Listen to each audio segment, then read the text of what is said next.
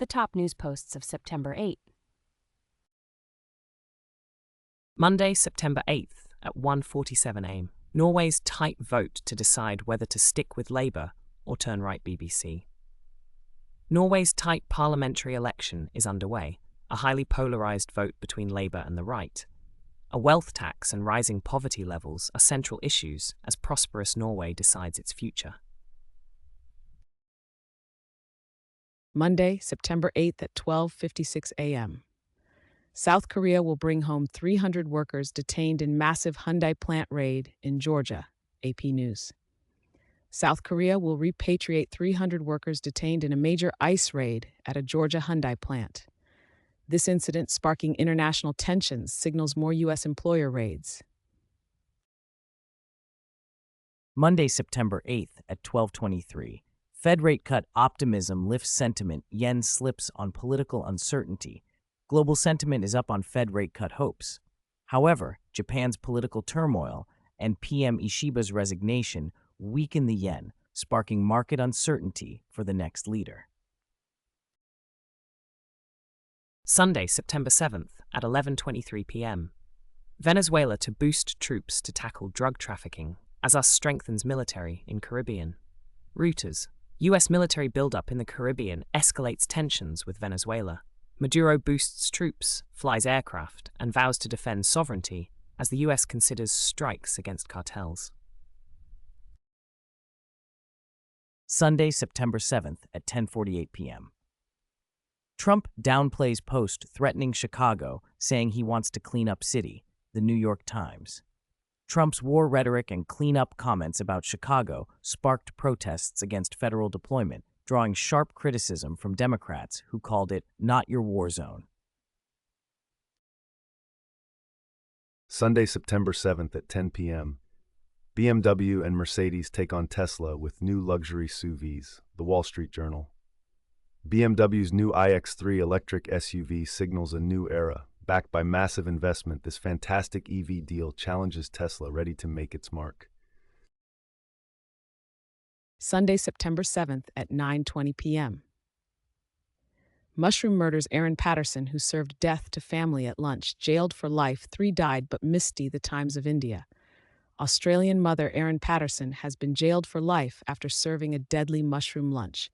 3 died from the toxic meal, concluding the tragic case. Sunday, September 7th at 8:46 p.m. Milei on track to lose Buenos Aires province by landslide, Bloomberg.com.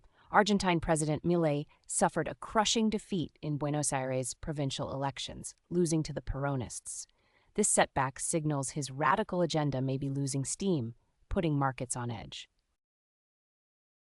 Sunday, September 7th at 6:09 p.m. Doubts about RFK Jr. grow for some Republicans, The Washington Post. RFK Jr.'s vaccine skepticism faces growing GOP doubt. Trump declares vaccines work, directly challenging Kennedy's stance and his alignment with Operation Warp Speed. Sunday, September 7th at 1:43 p.m. Florida's plan to drop school vaccine rule won't start for 90 days, won't cover all diseases. Florida's controversial plan to drop school vaccine mandates is delayed 90 days, sparking major public health alarms.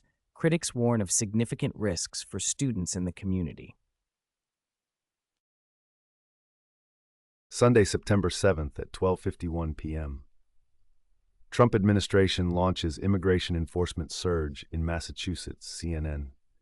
The Trump administration's ICE has launched a new immigration enforcement surge in Massachusetts, intensifying federal crackdowns and deportation efforts across New England.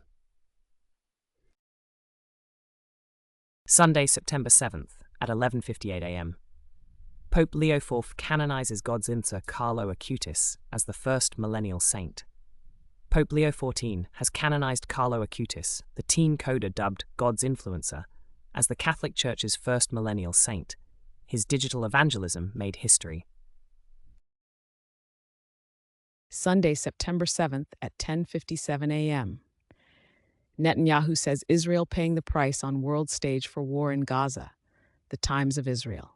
Gaza's death toll soars past 64,000, bringing global condemnation for Israel. Gaza City residents face evacuation warnings, but have no safe haven from intense Israeli military action. Sunday, September 7th at 4:21 a.m. Russia launches record mass drone attack on Ukraine. Financial Times.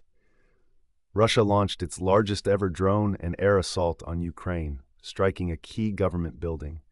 This unprecedented attack marks a significant escalation in the conflict. Sunday, September 7th at 2:56 a.m., Pete Hegseth reads from notes in awkward Department of War promo video, The Daily Beast. Trump's push to rebrand the Pentagon as the Department of War is igniting controversy. From awkward promos to fuming officials, the proposal sends mixed signals, sparking a national debate.